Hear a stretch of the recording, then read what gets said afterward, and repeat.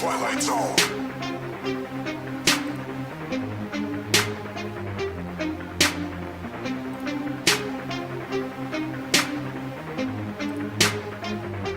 We're living in the Twilight Zone. We're living in the Twilight Zone.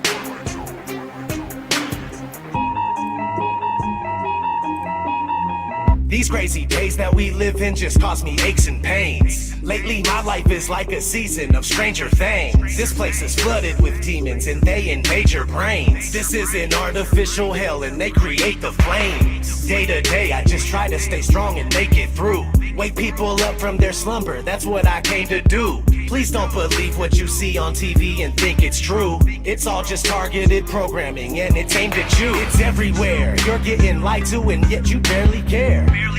People with common sense are now very rare. But the way that they brainwash you isn't very fair. They can shove that mind control programming up their derriere. I do not consent to the way they tailor society. Ain't no variety. Plus I really hate when they lie to me. I use music as a tool to release the anger inside of me. You don't know how fucking crazy it's driving me. That we're living in the Twilight Zone. They claim you have freedom but they don't honor it. The world is a prison and you're the occupant. We're living in the Twilight Zone. The government's useless and they're incompetent. And satanic pedophiles are prominent. We're living in the Twilight Zone. The things that you believe are the total opposite. And being called crazy is just a compliment. We're living in the Twilight Zone. It's ran by the New World Order conglomerate. But there's a storm coming and there's no stopping it. We're living in the Twilight Zone. I ask myself, why do I even bother? Cause people are just like sheep that are lining up for the slaughter. If they're killing rats with fluoride, then why is it in the water? They're using the news to fool us, divide us so they can conquer. The longer you stay asleep, then the longer I'm gonna scream at you. I can't believe you let them deceive you, it's inconceivable. I won't stop until you wake up and do what you need to do. This world is overran with an evil that is unspeakable. Most people don't know, so they just vote and pay taxes. The devil's hiding in the shadows and controlling their actions. And they think that the earth is a spinning globe on its axis. But I don't have any time to devote to this madness. I have nobody to relate to, so I ride alone. Just me and all these wild thoughts that are inside my dome. I feel like I don't belong here and I can't find my home. I'm tripping and I'm wishing it was different, but we're living in the Twilight Zone. They claim you have freedom, but they don't honor it. The world is a prison and you're the occupant. We're living in the Twilight Zone. The government's useless and they're incompetent. And satanic pedophiles are prominent. We're living in the Twilight Zone. The things that you believe are the total opposite. And being called crazy is just a compliment. We're living in the Twilight Zone. It's ran by the New World Order conglomerate. But there's a storm coming and there's no stopping it. We're living in the Twilight Zone. Twilight Zone. Twilight Zone. Twilight Zone. Twilight Zone. We're living in the Twilight Zone. Twilight Zone. Twilight Zone. Twilight Zone. We're living in the Twilight Zone.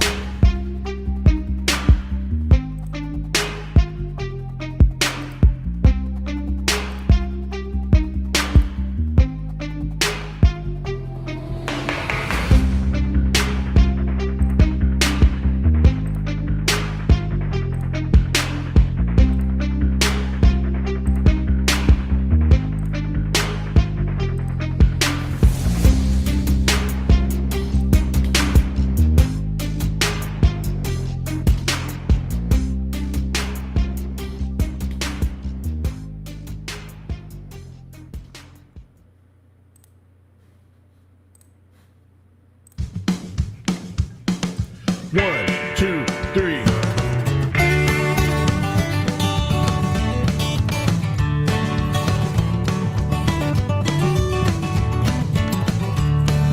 Cocks don't pop at all. Poppycock cocks do poppy by far. And that's why all the folks on Poppycock keep poppycocks in a jar. But once I met a girl on Poppycock back in the Poppycock Hills, they won't let me back on Poppycock, reckon they never will.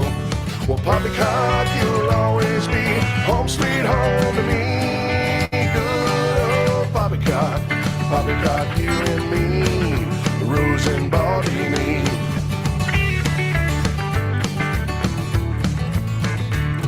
The earth don't spin at all on Poppycock, flatter than a hot roadkill. And beer don't stick to balls on Poppycock, reckon it never will. Once I met two folks on Poppycock, one bald, the other likes cats. She wild as a rosy, quicker than a satellite, no Poppycock about that. Well, Poppycock, you'll always be home sweet home to me.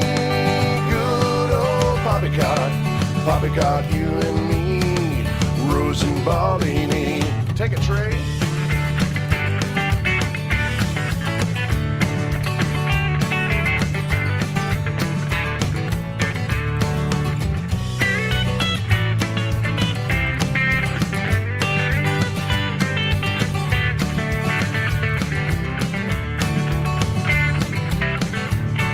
Sheep don't like to flock on Poppycock, ain't no Poppycock pins.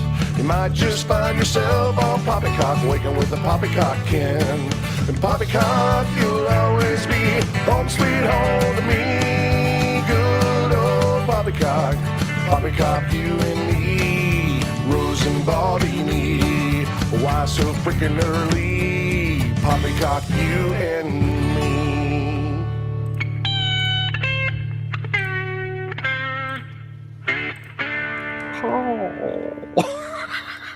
All right, everyone, welcome to the Poppycock Report, episode 30. We made it. The show must go on. If you're here with us live, thank you so much for following me over to the Great Baldini's channel for this episode of the Poppycock Report. Some major poppycock occurred in the middle of the night. To my dismay, I realized that not one, not two, but for 3 months, I cannot go live on my beloved brand new channel that I guess I was a little bit arrogant in thinking that I may be exempt from this. But the funny thing is that I never censor myself. I say all of the words and talk about all of the things and never hold back. And the reason why I got a strike was because I mirrored my dear friend's video, and I had permission to mirror the video, but I guess there was copyrighted material in her video. And so... yeah, I learned my lesson, yes, and it is all a learning experience, and I am grateful for this experience because I kept waking up at night, because I usually do. I have pretty bad insomnia, and there's stuff all around my room because of the construction going on my bathroom, and my cat is just having a field day with it, just jumping into the cardboard boxes and scratching around and making all this noise, and I ended up taking blankets and covering the boxes so that she couldn't. And then when I was like, okay, Whitney, come and be with me now because you have nothing cool to play with, she jumped on top of the blankets that was on top of the cardboard box, and I was just staring at her, and I'm like, please don't sleep over there, come to me. So I had to. I love cats in boxes. It's just, there's something about it. Doesn't matter the size of the cat or the size of the box. They're going to get into it. I've seen, film of tigers, lions. They see a box, they're like, oh yeah. If it fits, awesome. It sits. If it fits, it sits. That's right. Love the kitties. Love the kitties. I wish I had known that this was happening, because I actually got the strike. I don't know how long ago, and I just didn't try to go live after that. I didn't put 2 and 2 together. And so I find out at 3 a.m. and I really felt the urge to sing "The Show Must Go On" karaoke, the Queen song. I really wanted to just belt it out, but I'm not going to do that to Jason and his daughter. That would be its own kind of poppycock. They would consider it poppycock, I think. I was every time we get to the Trey Clark intro theme, I start, I got to tell you, I was never a big fan of country music. When I was a kid, we moved from Seattle to Texas in the late 70s, and so I was already kind of a hippie, tree hugging, granola eating kid. And so I get down there with all these rednecks, I'm like, holy shit. Never really stuck. But so I never really liked the country music. And then I made a horrible, I don't know if it was an error or not, but one of my first forays into broadcasting, I worked at a country network radio in Texas. And the first 2 weeks, I really thought I was going to just kill myself. It was so depressing. Just I suddenly understood the joke, about what happens when you play a country record backwards. You get your job back, your wife comes back, your dog comes back from the dead, you sober up, right? Oh man. But then right away they came out with what they called young country, which was basically at the time recycled 70s rock songs with a little country twang to it. And so, kind of heated up a little bit. So now every time I hear the Trey Clark intro, I kind of want to start calling square dancing. Grab your partner, do-si-do. I don't know why. Sorry, Trey. I love it. Thank you so much, Trey. It's very appropriate, the Poppycock. But I do sort of want to put on some cowboy boots or something. It's very silly. It's so wonderful, and that's why I would review about the song, because I mean it's just such a crowd pleaser, and country music is a very popular genre. It's very, very successful. There are people out there that consider it their favorite genre. Oh, sure. But I haven't met a lot of people in my life that are big country fans. But my thing was that when I got my first job at McConnell's Ice Cream on the corner of Mission and De La Vina in Santa Barbara, California, as a 14-year-old, I had the biggest crush on my coworker. His name was Darian. Darian, where are you? He was from Spokane, Washington. Nice. And he's one of those guys that said Washington. Washington, sure, yeah. And I was like, why do you have a country accent and you're from Washington, which is near Canada? No, it's true. Yeah, it is. And so because of him, I got into country music, because he was into country music, but it was like the new kind of pop country music from the year 2000 or 1999 or whatever year it was. Yeah. And so now whenever I hear country music, I just like all of the lyrics come back to me, like Travis Tritt, George Strait, Clint Black, Brad Paisley, Kenny Chesney. Like I could just rattle off all of these names. And you know how with cable television, they came out with the channels at the end, like channel 593, which was the music channels. Yeah, right. This is why I think that I might be have a little bit of Asperger's. Like I would sit up all night long throughout the night with my insomnia and just sit through all of the songs, write them down, every single song that came on, and then go to Napster and download them. Wow. Okay, that's a little OC. Okay, so it's OC, not Asperger's. Yeah, but it's, okay. but yeah, having been involved in the music industry for quite a long time, I've met a number of people who are very talented and proficient songwriters. And I've got to do much name dropping, but I won't even mention his name. I'll say there's a guy who wrote a song that was 40 weeks, I think, on the country #1 position, but also then I think it was Boys to Men or NSYNC then covered it, and it's been another like 30 weeks on the pop charts. So the song called "I Swear." And but I helped him put a studio into his house, and he called it the house that one song built, because he had made so much money from the songwriting royalties from that one song that he had a very, very nice house. But one of the things about country music that I really enjoy is that it's a really an interesting art form. They do really great job on turning a phrase. It's far less about I got a barbecue stain on my white t-shirt. Yeah. She was killing me in that miniskirt. Exactly. Oh, look at this. Dan, see, that's the thing I didn't even mention. My main genre is metal. So it was to so many people's surprise that I was suddenly listening to country when I was like 15 years old. And he's referring to Dwight Yoakam here. And doesn't he do Crazy Little Thing Called Love? I love that song. And also that reminds me, I just wanted to mention, what do you think about the fact that there are all these crossovers of people that go from music to acting? And it's so surprising, because clearly his main thing is singing country, but then he played that really, really, really, really mean, evil stepdad in Sling Blade. Potatoes. Mm-hmm. Yeah, I reckon so. Yeah. So yeah, it's interesting. There, I produced a band once that they had a song, if I can remember right. It's I need a gooseneck trailer to haul her love. It's got a nice ring to it. It does. It's good stuff right there. Woo! All right. Well, let's get into some poppycock. Enough about country music. We'll get into some poppycockery.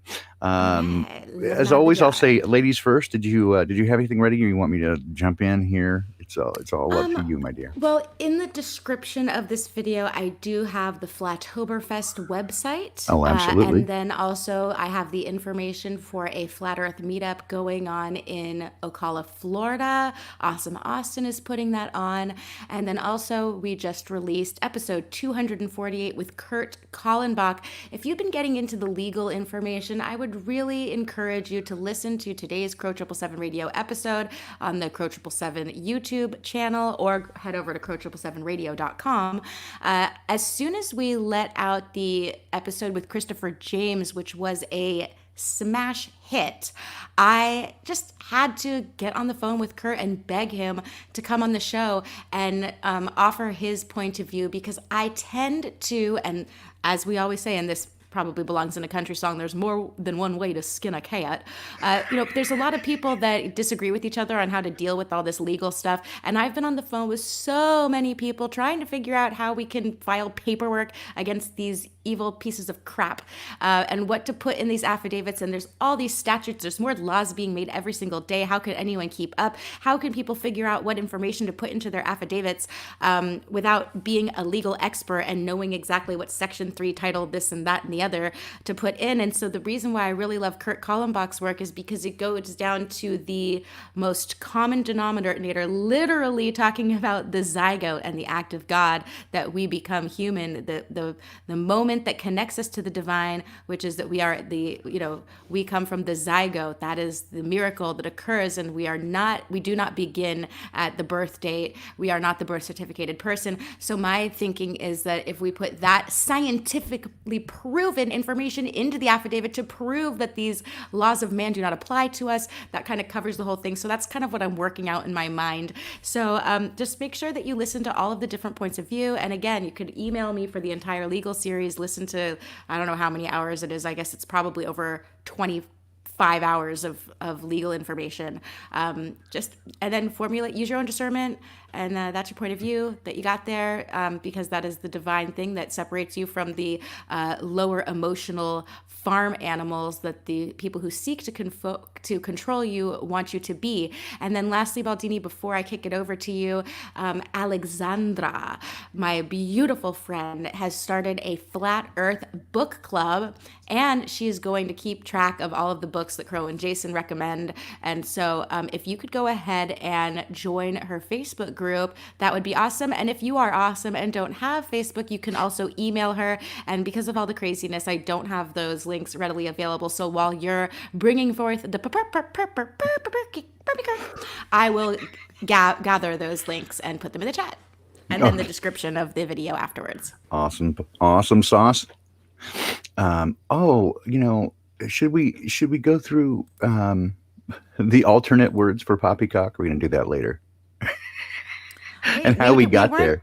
We weren't going to do alternate words for poppycock today. That wasn't part of the semantics episode for the day, unless you independently put that together. No, I thought I'd recall. I've been asleep since then, but thought I recall we were we were looking for alternate words. Or like, what's the upside down for poppycock, right? Oh, that part. Yes, the opposite of poppycock. Oh my goodness, yeah. Like, I feel like we just need to read our conversation, the genesis of how we came to our conclusion. It was almost a spiritual experience. It was fun, yeah. And it was certainly, off the cuff. It was all certainly temporal, right? And it was just kind of thinking it through and like, how do we get there? And there are several things that my wife and I we would call things by funny names, and some of them you would have to understand the process of how it got there to get the joke. But we had an interesting little conversation via chat, and it was all very extemporaneous, and we came up with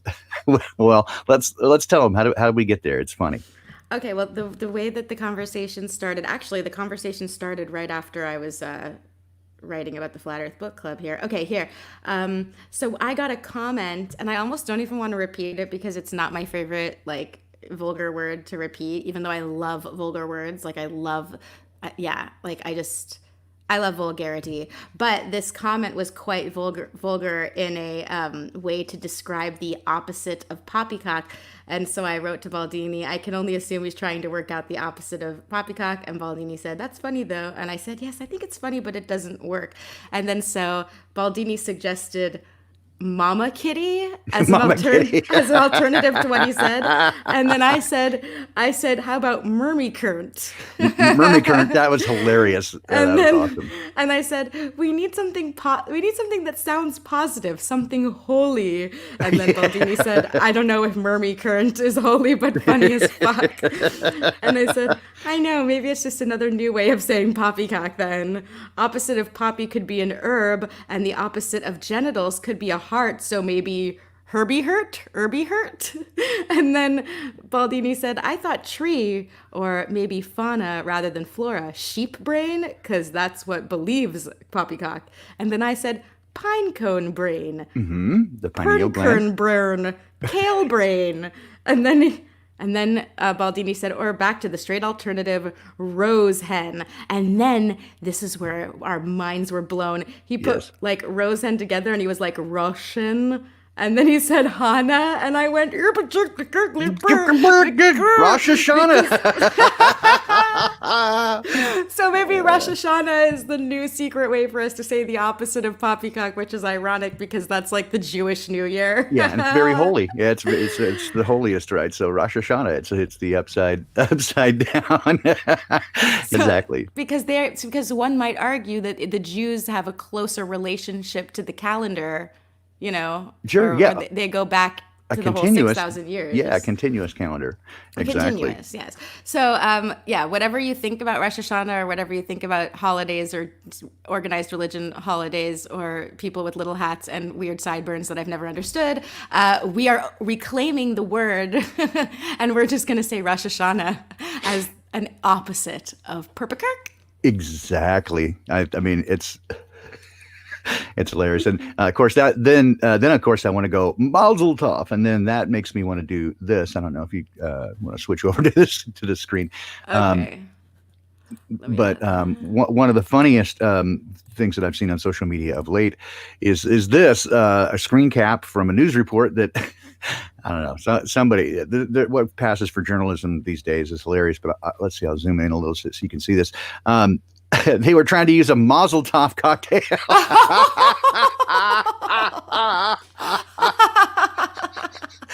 Mazel Tov cocktail.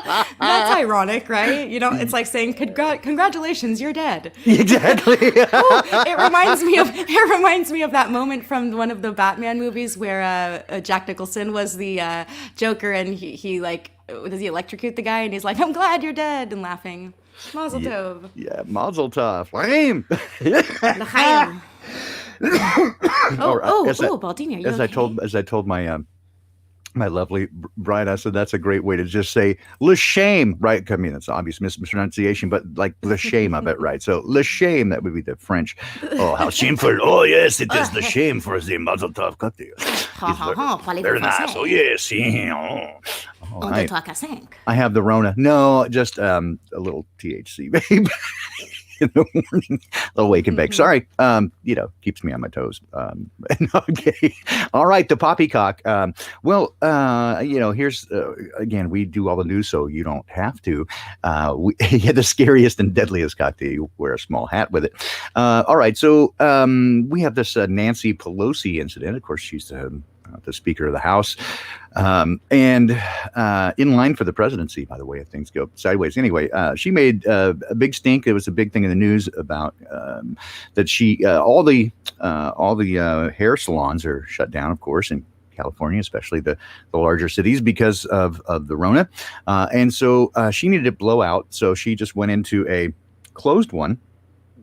Had them give her a blowout. She did not wear a mask, and we know this because the security footage showed her coming in, and she basically, the rules don't apply to me, right? So she goes in there, and there's a big stink about it, of course. And then she comes out and says, "Oh, it was a setup, and they need to apologize to me for for that. Oh my goodness. Yeah, and she says she's now a victim of a setup, and then the place that did it now is getting death threats because of the crazies who are trying to defend her and saying that they did something wrong. So now they've closed it for good. So the cancel culture has gotten a little crazy, and in fact, so crazy that let's see if I can find this one now.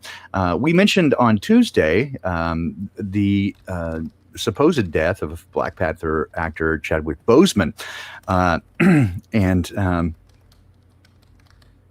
let's see here. And you know what? Bozeman, Montana is where Montana State University is. And I heard someone in chat, I thought of Montana State University because they were saying that MSU really stands for make shit up. Do you think that there's a connection? Nice. No, that's good. I was set back a little bit because I saw that you highlighted one of the comments, and it was from me, and I'm like, I didn't type that. And I went, oh yeah, because we're on your channel. Me. Yeah, you're me because you're in the channel. I was like, what the hell? I am you. We are one. So yes, cancel culture. So Marvel fans forced Elizabeth Olsen off social media, and why? Well, apparently she. It's unclear exactly what happened, but apparently she didn't post a comment or response fast enough to people's liking. So they bullied her and harassed her until she got off Instagram. Unbelievable. It's just like, what? They didn't like that she took too long. Again, she might have somebody else, as many actors do. They will have someone else, a PR person, manage their social media or whatever. They just took too long, and you weren't contrite enough about it. So there you go. Again, very very curious about his supposed death. It stinks to high heaven to me. But anyway, the cancel culture thing got me on that one. And similarly, Emma Watson, you probably know from Harry Potter fame.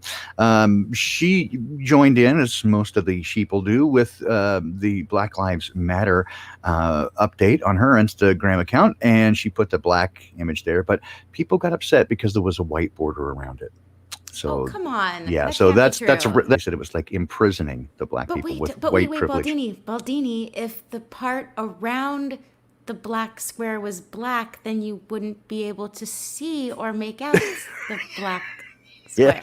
Yes. It's the nonsense is so thick. I don't even know what to say about it. But yes, they she got in trouble with the SJWs, for having a white border around the black house. I don't even know. Oh my gosh, that's so perpy. Oh my gosh.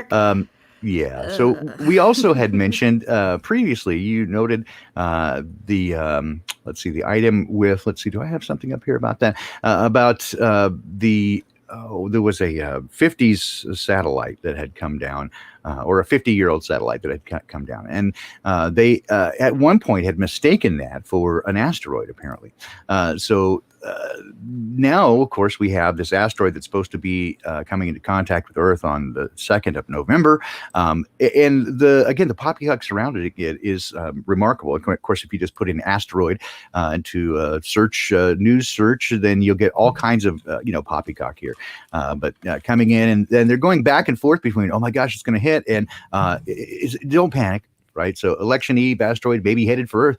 Don't panic. There's an asteroid heading for Earth, but scientists tell us, don't worry, be happy. It's such, no, these asteroids are not predicted to collide with Earth this year. This is the most annoying headline to me. It's shown up in the last 2 or 3 years, where even, again, this is from Forbes magazine, even so supposedly reputable sources, they come out with it as, no, it's not like that. It's ridiculous. And, in the last few days, again, we talked about it a little bit on Tuesday, the new numbers that came out of the CDC regarding the beer bug numbers. And then when they actually tallied them up, only 6% of them did not have 2.6 comorbidities. And then, of course, they don't even, if you put the numbers together with that, the numbers go down even less, because of the people that did pass away with just the COVID-19, again, consider the test have an 80% positive. So if you factor that in, and the average age of the person who passed away was about a little over 77.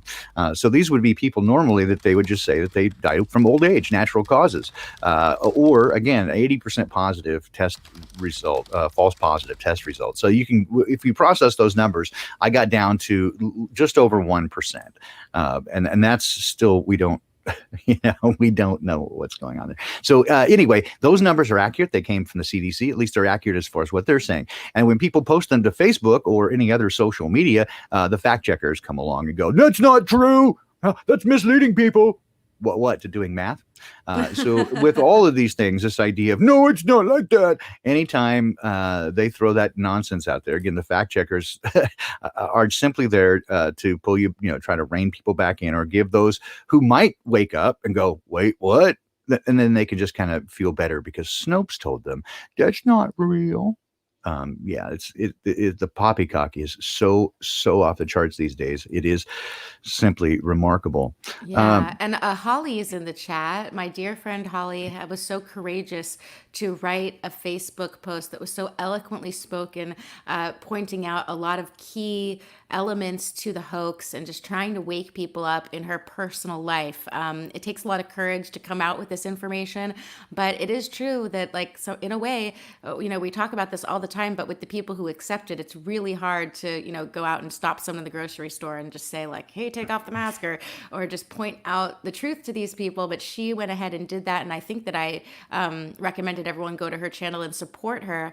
And there was just a few people under her, in her comment section. I had posted the brand new video that was describing the new mathematical breakdown from the CDC, Clive DeCarl. I posted the Clive DeCarl video, and then someone commented under it, "Yeah, that's not true." And I just was, it's just so frustrating because you're basically saying, it's like the equivalent of saying 1 + 1 is not 2. Yeah, and again, just the hand wave denial. I'm not going to present any information. I've got no evidence, no data, other than no, that's not true. No, because if it was, they'd have told us on the TV. It's mind blowing. It is. I don't even know what to say about it. Sometimes it really fascinates me how people, and some of them seemingly otherwise bright, people can be so taken in and get so attached to the narrative. I understand the psychology. I've been working on it, for a while now with the Awakening Project and all that implies and entails. But I got to tell you that it is still remarkable to see how just brainwashed. I don't know if that's the right word. They're under a spell. And so even presented with the clearest, most concise and unimpeachable evidence, they will still just hand wave dismiss it and absolutely refuse to look at any data that contradicts or contravenes what they believe. It's remarkable. So anyway, Holly Berry, we stand with you, of course, and we love that. Anyway, that's part of the reason that I do Unintended Consequences to begin with, is to let you know that you are not alone. There's so many people, as Grandma in the chat was saying, that there are people around her, so many people, right, that just kind of don't get it. And it makes you feel alone and kind of isolated and ostracized.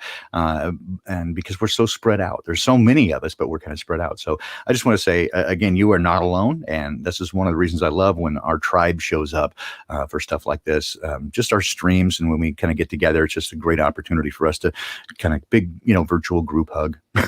There's a lot of love here, man. Can you feel the love? I feel it. So, not feeling the love, these two guys from South Africa. So just a little interesting note here. We've got the FBI investigating the deaths of two former mining executives, and British prosecutors saw as potential witnesses in a corruption probe in the UK. They're actually connected to a mining company that's owned by some guys in Uzbekistan. And these guys are from South Africa. They were, up until recently, they're both in their 40s, 44 and 45, 44 death stores, but they were on a road trip in the U.S., guys from South Africa. That's already kind of weird. They were found dead in a motel in Springfield, Missouri in May 2015. Again, not a news story, but they, until shortly before their deaths, these were both senior officials, the African division of Eurasian National Resources Corporation, a mining company. And they've been under investigation for fraud and bribery. These guys were both supposedly died of malaria. And that was the official report for a minute. And then for reasons the spokesperson refused to reveal, they said that somebody did the math and said of course the CDC said that the chances of 2 men dying from malaria almost nil at the same time in the same place. So so now we got people getting knocked off. I mean, is Hillary Clinton around this anywhere? Sorry. Yeah. Oh my goodness. It's pretty remarkable. Anyway, these guys were potential whistleblowers, and so I guess a 90-day ban is not that bad compared to quote malaria. So we got that going, which is nice. Can I bring up one? Absolutely. Poppycock? You go, girl. Okay, so everyone has been spamming the whole story about the pregnant woman that was arrested for a Facebook post. Oh, and by the way, I have the Secrets of Saturn logo up on mine today because Jason borrowed my StreamYard and I didn't have time to find my picture. Yeah. But anyway. I'm glad you brought this up because I got some direct information from some folks in Australia. So yeah, keep going. Okay, cool. I'm really looking forward to what you have to say about that. So initially, as soon as I saw the video and how it was on multiple mainstream media outlets immediately in both Australia and the US, and that it went instantly viral, by default, I always call Poppycock. I think that would be controlled opposition at its finest and staged so as to make people believe that they really can't speak their minds on social media. What a perfect way to get people not to speak out and explain how they're feeling and have everyone think that everyone around them just believes in this bullshit, which is going to make all of us depressed and also not want to be arrested ourselves. Yeah, to keep your mouth shut. Right. More sense to me that it would be controlled opposition. But to be fair, I just will mention that I did have somebody contact me. Diva Dante sent me her point of view. Actually, I'm not even sure if Diva Dante I think it is a girl. Does anybody know? Anyway, thank you, Diva Dante, so much for sharing your point of view, which is that it is real. That was the point of view there. I'm just going to put forth that she had sources to lead her to believe that it was actually real, that she knows people who know the person. But I never received any proof of that. I never received a name of the person who was arrested. I never received a Facebook profile. And that would have made me feel a lot better about insinuating that it could have possibly been real. I still, because I just didn't see the proof myself, no offense, I still am just... Because it was like, I know someone who knows someone. It's kind of like knowing someone who knows someone that died of COVID. But anyway, what do you think? Or on 9/11. Yeah. So again, I think, again, we were on the same page with it. It just felt funny. And of course, anytime that you get something that goes viral in social media and that is covered in the mainstream media, all the, Pink Floyd incident, then I'm immediately suspicious of it, as I was here too. And there was a few things that made me suspicious. But there was a lot of people, again, this is what I always... I advise to exercise caution here, because there are people who will come out and make claims, positive claims of specificity and facts, right? So they go 100% fake, right? Are you sure? Because again, and some of the things that they came up with, I didn't really agree. I mean, they were making claims about, the police in the video weren't in uniform. That's not the right. So they zoom in on their badge for a minute, and then they say that's not the right badge. They were making arguments about this. And I'm like, well, none of that. I mean, there are tons of police in the U.S. that are not required to wear uniforms, especially when they're coming on this kind of call, that sort of thing. So, but somebody sent me, again, somebody from Australia in that area sent me some information about it, and just, again, somebody was going after it. And so I'll give the information that they said, and then a bit of the conversation that we had without revealing too much about their identity. So these ideas were that, again, these were detectives, so they don't wear uniforms like that. They were appropriately dressed. So that's not really any indication that it wasn't legitimate. They have again, detectives in Victoria have a yellow ID badges, as was shown in the video. So that's consistent. There's, where they started recording, they were already inside. And so some folks had said, they should have started, when they were outside and they had to wait to show the, the search warrant. Not the case. I mean, even in all police procedure that I know of, they're going to try to enter the house as quickly as they can. And so they try to get, just like a vampire, they got to get your permission to come in. So they'll use even ruses. And I know in the U.S. they are allowed to lie. They can use any premise they want to get inside, to get inside that. So, again, here's the thing. I'm not making claims either way, because this person who sent me that, added, again, a bunch of different points that people said, oh, the kids aren't screaming in the background. Again, we don't really know. We weren't there. But again, the post that this person shared with me is very vociferous in its defense of it. And that doesn't help me believe it anymore. It makes it almost just as bad when people are going, stop saying this and this is blood, right? Again, so we don't really know. And so I asked this person, my response was, I appreciate the breakdown. I haven't gone fully after it as complete, that's 100%. But I did say that it struck me as odd, and I'm suspicious of everything, especially when it's promoted in mainstream media. And it has been promoted in Australia as mainstream media. The person, responds and says, hey, I appreciate that. If I weren't here, I probably wouldn't have believed it either, because what's happening, and they described to me having their ID checked a number of times, just being out for a walk on the day that they're allowed to be out, right? So there's and so I said, well, do you have any information specifically? Can you identify this person? Can you fully vet it? And they said, not really easily, because they put themselves at risk. Because anytime you start to try to get in there, you do risk getting in trouble. So here's my position at this point is, I would say that some of the arguments against it that I've seen aren't really solid arguments against it, but I will still say that my spidey senses tell me that it's problematic. Because again, it fosters a certain sense of clamping down and saying you can't speak out at all, or you are going to risk prison. And so even a pregnant mom is not exempt from this. And so from my perspective, again, I'm not going 100% either way. I'm just saying it strikes me as somewhat disingenuous. When I first saw the Floyd incident, it took about, 2 minutes before I went, hey, this ain't right. There's too much wrong with this. And some of it was the way that it was recorded. There was a number of things, because again, I'm involved in media, that struck me as that's not legitimate. And so I was on that pretty quickly as being deceptive. This one came off a little bit more genuine in the video itself. So it's not really in the video, it's the way that it was handled thereafter.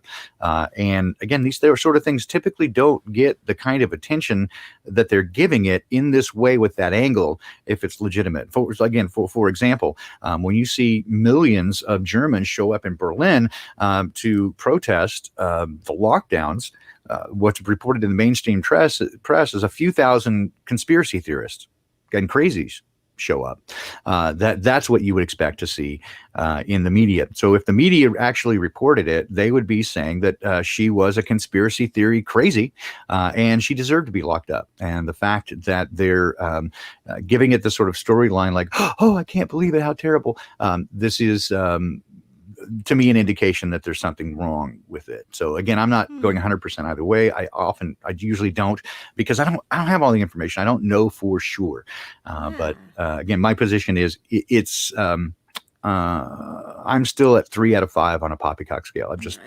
And don't you think it is so nice and beautiful that it is okay for us to say that we don't know? Like, we are willing to admit if we are wrong, if we make a mistake. And, I just think it's a beautiful thing. Duh, and he's work of moose and squirrel, darling. He's always moose and squirrel.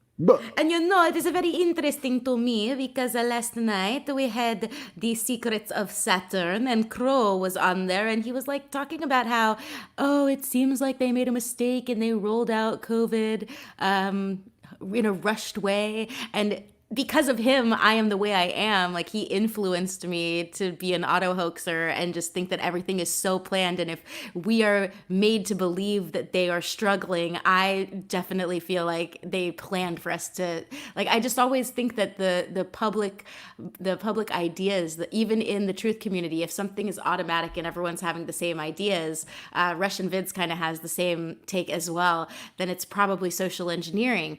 But even he is saying that, it seems like maybe they made a mistake, or that they had to roll this out quickly. But his reasoning is, there is something to it, I will admit, because there were so many people in the legal circles, like Daryl and Darren in Australia, who were just about to move forward with some things in the legal world when they rolled it out. So who knows exactly? My point is that we just don't know. We can just speculate and try to gather more data, share our ideas, and try to come to logical conclusions based on factual evidence. But if you don't have the factual evidence, and if you don't have direct observation, then it is conjecture. Yeah, it is. And, again, I always say that I reserve the right to be completely wrong. I take in all the information as, again, I was on the show last night as well with Crow. And, again, I mentioned that I just take the information and I look for patterns. And when something sticks out at me, then I take a look at it and, I get a sense of what's going on, but I don't have all the information. So then I know Russian Vids is often quick to go 100%, right? And so I just go, I don't know, right? I don't have absolute 100% knowledge of it. And so if I say 100% and it gets proven to be otherwise, to me, that's sort of, what I call the truther trap, where they put something out and then discredit it. It damages your ability to plant those seeds. And so far, this seems to be the best way to influence people, is to plant seeds and give them, let them, that people have to find this out on their own. They must let go of their previous held beliefs to be able to do it. And if they can't, they're not going to see it. So you can't drag anybody kicking and screaming. The best you can do is plant seeds, but they have to be good seeds, right? So in any case, I'm always hesitant to say 100% on anything. It's just, it creates a risk. So again, in this case, is the same way with the guy from Black Panther. I just say high probability. In my assessment, it's a high probability of being disingenuous. That's the best I can do. As is this story. Dwayne Johnson, The Rock, says he and his family are on the mend from coronavirus. So again, almost exclusively the people who have been diagnosed with the COVID are people, you don't know.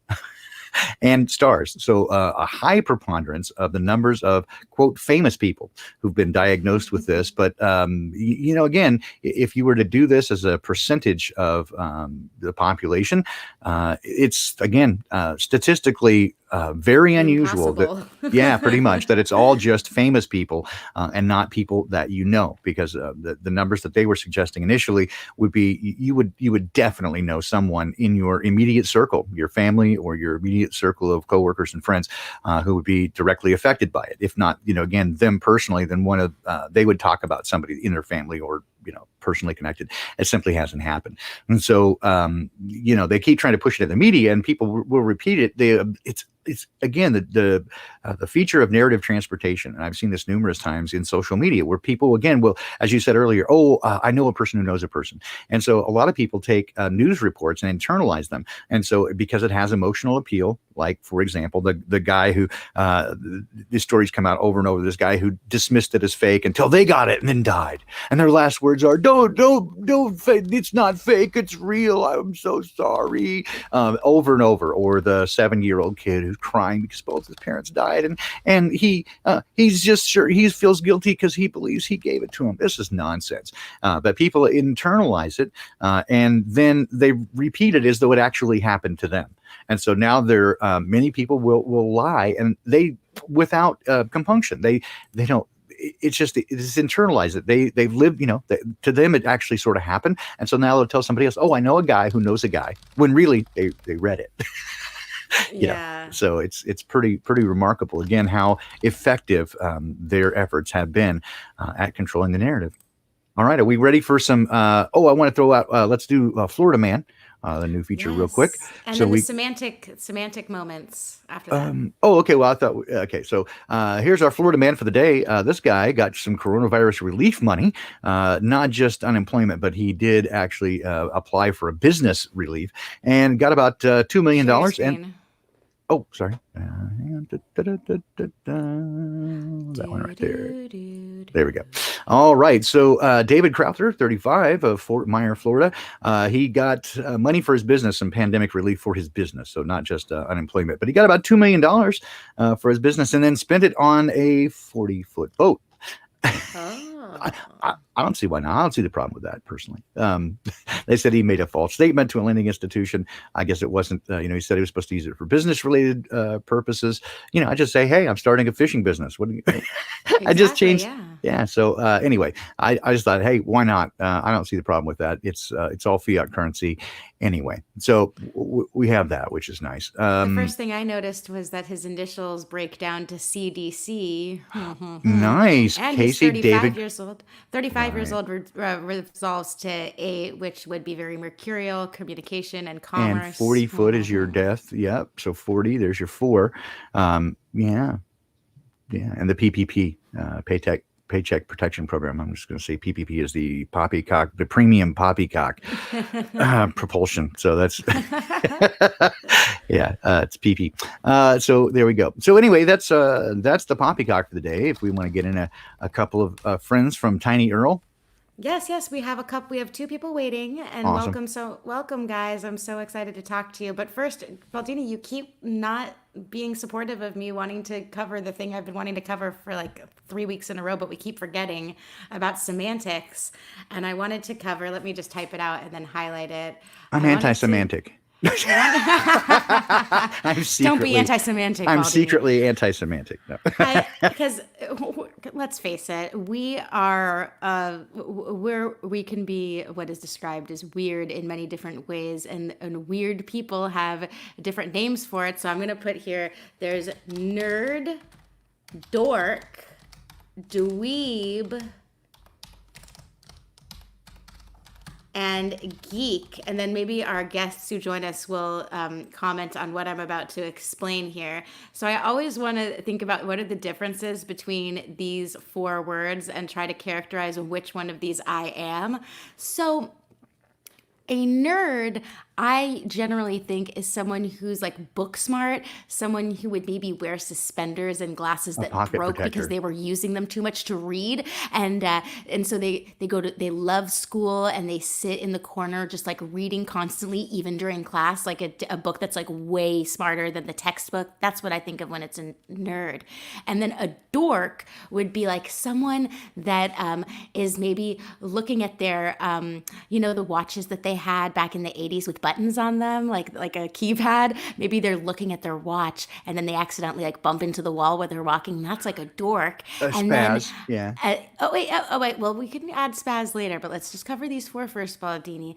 And a dweeb, I feel like a dweeb is kind of like a nerd and a dork, but like they have like constant, like they like to eat their boogers maybe, or maybe they have a gummy bear in their pocket, like They at the eat end glue. of Ferris Bueller. Yeah, they pay. They're the paste eaters. Yeah. That'd be the dweeb. And then a geek. A geek is someone who maybe has an obsession, like a computer geek, or Or someone they play in who the really band, or they're chess. They're on the chess team. Yeah. or Dungeons and Dragons, or something like that. So Okay, so for the which record, one- I was all of these. I know, me too. But I think I think that I'm mostly a. I think no, you know what? I'm all of them. I think, except for I don't eat my boogers and I don't have gummy bears in my pocket. So I'm gonna say in order. And there's conflicting commentary on whether dork actually is a whale penis or not. I don't know. I could never nail it down. Some say yes, some say no. So I'm going to say in order, I'm a nerd. Well, we're talking about it in this context. Okay, yeah. I'm going to say I'm a nerd and a geek and then a dweeb and then a dork. Well, no, maybe dork and dweeb backwards, because the dweeb is probably the last. But certainly a spaz. I think a spaz could be an adjective for one of these, like a spaz nerd or a spaz geek. I think I'm first. I'm the geek. I'm a geek to begin with. Like I'm a Crow 777 geek. Yeah, that because makes I'm sense. obsessed with the episodes. I think then I'm the nerd by virtue of because being I a love female. information. Yeah. By virtue of being a female, I'm a geek? Well, the geek first, then so more like a band geek than a full nerd. Okay. And nerd would be secondary. So, but because you're still vivacious and you sort of have that, that social aspect to you, whereas a lot of dweebs don't. They're socially unaware or socially awkward. I mean, I had a little bit of that. Maybe a little Asperger's. I don't know.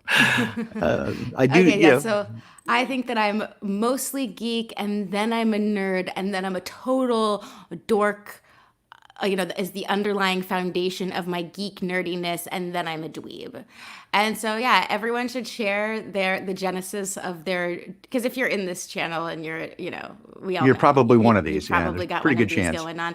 And so I feel like I want to become like this kind of like astrologer, but instead of talking about the sky clock, I'm going to just like identify like how much of a nerd, dork, dweeb, or geek you are. Oh, so like contact me. instead of the King's Hero journey, like what Beth Martins does, you're doing the dweeb journey. Yes. Right. So yes, Yeah. identify your Coke bottle glass stereotype, or your archetype. Are you a nerd, a dork, a dweeb, geek, a spaz? Or a cod swallop. Yeah. So every show we will come up with different words to compare and contrast, and that's what I thought would be a good way to start it off, because that's a very nerdy, geeky, dweeby, dorky thing to do. Anyway, let's bring on our first guest. We have Alexander. Alexander, Hi. welcome. It is so nice to meet you and see your face. Are you in Eastern Europe? Belarus, yes, White Russia. Ooh, nice. So we to have meet you. What's on your Russia, mind? Ukraine, Poland, Lithuania, and Latvia. 5 neighbors. Nice. Well, welcome. Glad to have you here. Thank you. I love you guys. I follow your channel. I found you through Russian vids. And I have some notes. So if you are interested in what's going on in Belarus, Yeah. we still have the demonstrations going on because our president has been a president for over 20 years.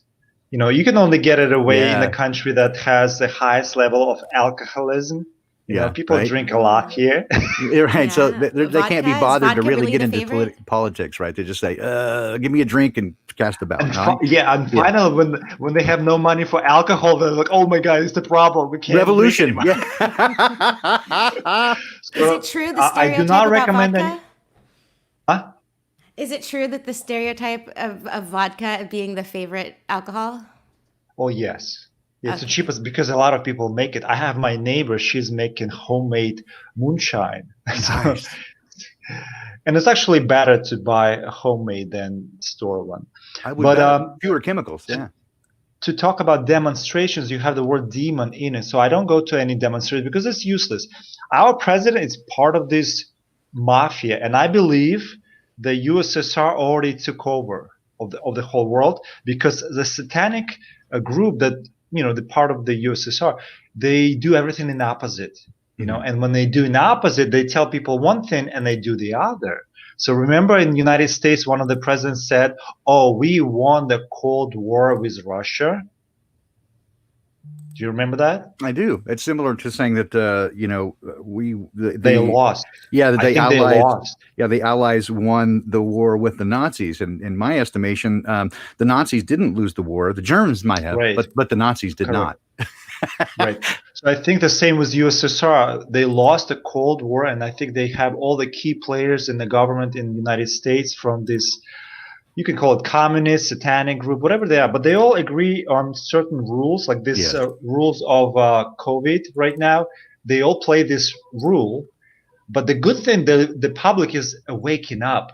Like I used to run in New Jersey for 7 years barefoot. So I was like, wait a minute, I can use this trick. So I started walking barefoot because I can. Most people can because you're going to get blisters. But by my feet are trained. So I walk barefoot in town. I walk into stores, no mask, no shoes. And today the lady who was selling the product, she had no mask because I kept on telling her, don't wear this mask. And she agrees to it. She didn't say anything about me being shoeless. And no mask. I love it. So we have progress. I love That's it. I'm not very even healthy. wearing pants, so But here's the bad news, guys. The bad news today, I went the third time into the forest, and third time I got a lot of mushrooms. And I'm not sure if you know about this. It's not a rule of law, but in the history, if it's true, because that's what I've heard, if you have a lot of mushrooms in the summer, get ready for a famine. It's been in history for eons. Interesting. Yes. So a lot of people, like today is a lot of cars. I saw a lot of people, but everybody got a lot of mushrooms. And I was looking for my favorite. Here's a kicker. I was looking for my favorite mushroom. I'm not sure if you guys know it. Amanita muscaria.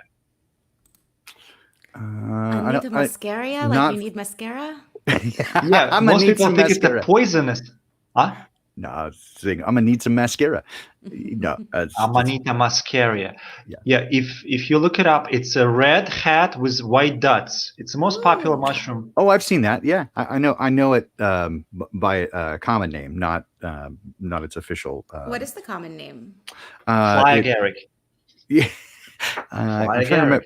Yeah, there's another name for it in the U.S. There's a common name, and I can't. It just escapes me right now. Like a ladybug mushroom or something like that. Yes. So most people think it's a poisonous mushroom, but it's actually not true. It's actually hidden knowledge that is in the Bible. Most people do not understand that the healing power of this mushroom was coded in the Bible. For example, when you make wine out of this mushroom or tea, the more you dilute it, the more potent it becomes. So it's magical. They called it MAGA. And now President Trump is using MAGA, Make America Great Again. So every time you look up MAGA on Google, you're not going to see the powerful, magical mushroom. You're going to see everything about Trump. So this is how they cover up all the good information and place everything negative over it. I agree. I'm absolutely with you, my friend. I do think that they everything that they present to us is at best misdescribed. It may not be exactly 180 degrees because it's too direct and polar opposite. So they sort of twist it so it'd be like 168 degrees off center, right? But it is definitely misdescribed at best, if not a complete inversion. And they used to make the bread out of this mushroom because once you collect even one mushroom, you can grow it in the milk or honey atmosphere, warm. You have to be in a wooden plate or something. And then they can make bread and feed a lot of people. That's what the bread that Jesus multiplied, it's meant. Not many people understand. It's meant to multiply this bread. Same with wine, turning water into wine. You put this mushroom in it, and the more you dilute it, you can feed a lot of people, and it heals the body. It heals any kind of disease. Interesting. It's amazing. And they used to make Eucharist in the church that they put on the tongue. From that until the enemies came in and they started using regular flour, so it has no healing powers. But the church used to be to heal people. People go, it's geometry. Yeah, well, there's a lot of speculation about proper building. Yeah, a lot of speculation about in the building. They play the organ, which is all your organs have vibrational, structure. So when you listen to organ, you heal the body. Then they give you mushroom, Amanita muscaria, and it heals your body. So we got away from all these traditions now, and many people are afraid of the church now. They think it's an antichrist there, which is probably true. A lot of churches don't even know what is the true religion is now. Yeah, that's true, and certainly the Catholic Church has been used to foment a bunch of bad things over the years. But yeah, I've seen a lot of speculation about that the rose windows often do comport well to the fundamental resonant frequency of the building that they're put in. Which again, you'd have to have the knowledge to be able to do that. You'd have to know cymatics well enough to understand that the fundamental root frequency of a building, that's resonant frequency, and then to make a rose window, stained glass window of that exact pattern that would come out is, again, the chances against that are statistically just crazy. But yes, using the pipe organs as a sort of resonant healing methodology, or at least perhaps also there's a possibility of using it for sort of I hate to say mind control, but an influential kind of thing where, again, you can put people into an altered state of consciousness very quickly by doing a variety of vibrations and frequencies. Same thing that they used to do, for example, with beating drums and dancing and put people into an altered state of consciousness. So yeah, True. these things are all true. And again, we can kind of speculate as we put the pieces of the puzzle together. I don't know what the puzzle exactly looks like, but I love getting the pieces and looking at them. Right? It's fascinating. Well, it works. I tried last year. First time in my life, I was like, wait a minute, mushroom. And everybody told me it's poisonous. And then I started using it. I was like, oh my God, it's really a really powerful tool. And by the way, barefoot by itself, if you walk barefoot, Grounded, better yeah. on grass, wet surfaces, not on asphalt and stuff. But even if when we have rubber shoes, you have no connection to Mother Earth. Right. And we are what we Right. eat. We made of Mother Earth. She's our goddess. And once you connect to her, she also gives you healing powers. So I started noticing, because I know the elite here in my small town, because every town has an elite, Yep. which is connected to another elite, and they cannot. So it's a pyramid. Sure. So I know these people, and I can see that they hate and they don't like that I started walking barefoot. They're trying to do all kinds of psychological tricks to stop me from doing it. But I feel personally much more powerful because she's on my side. She loves me as her child. She's protecting me. And to throw something at you, elephant starts running within the first day 25 miles an hour. Think about it. Elephant and any mammal. And humans, every doctor will tell the human mother, not to place the child on the soil because it's dirty. That's Germs. ridiculous. Germs. So the baby starts walking when? 1 year old. Think about it. So crazy. guys, start walking barefoot as much as you can. If you feel very sick, if you feel tired, if your bones are, if your teeth are falling apart, start walking barefoot. Your body heals from the electromagnetic energy of the earth. No, Yeah, and think about how proven, rubber for is an sure. anti-conductor. Yep. Maybe there's something to using rubber specifically to make that separation. And this really makes me think about my dad. I feel like my dad is a closet spiritual person without realizing it. He's always generally like all business, but growing up, he would always, I mean, maybe it was just because he wanted me to shut the fuck up, but he's like, when we were hiking, he would say, no talking for the next 5 minutes, just be quiet while you're hiking and just make observations around you.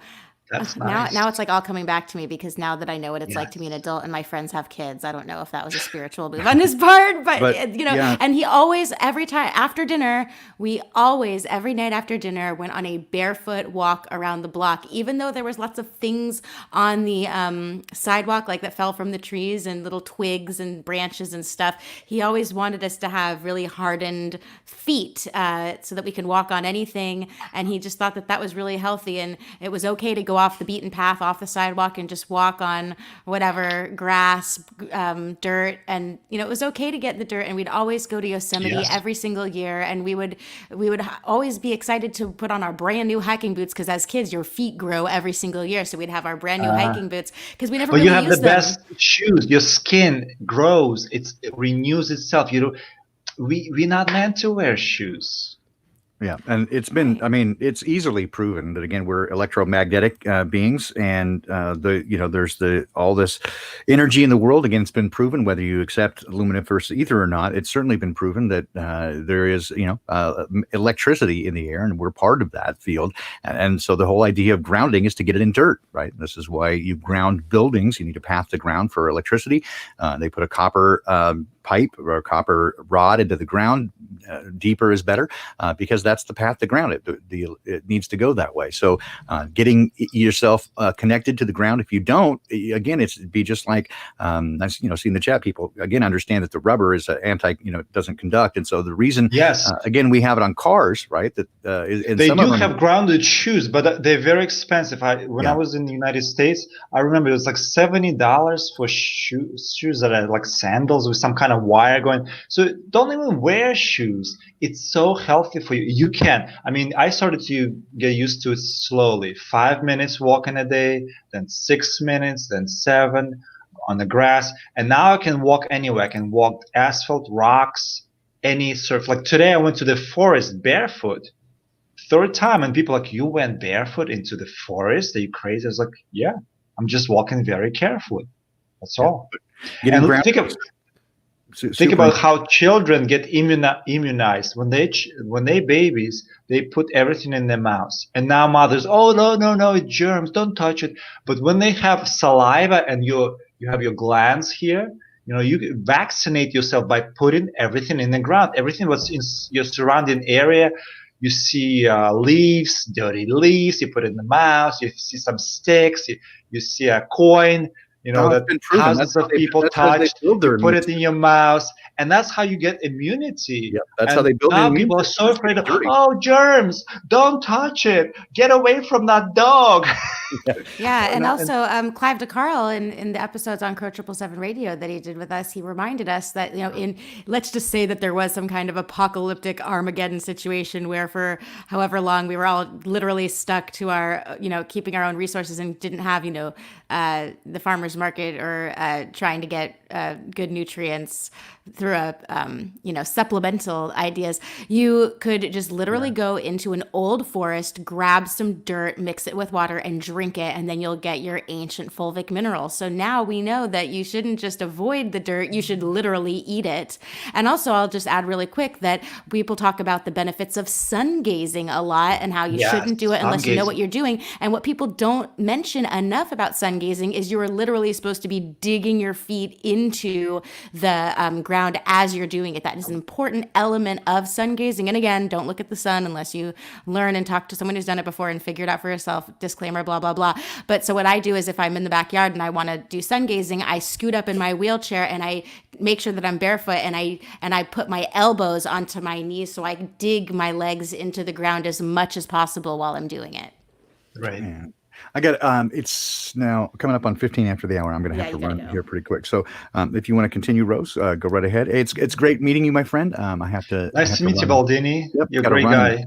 Hey, thank you so much. It's great to meet you as well, and all of our friends in the chat. And don't worry, I know that some people here are kind of new to my channel, and so we'll get some wrenches handed out as we get to know you a little bit better. But again, thanks to everybody who is a mod in the channel.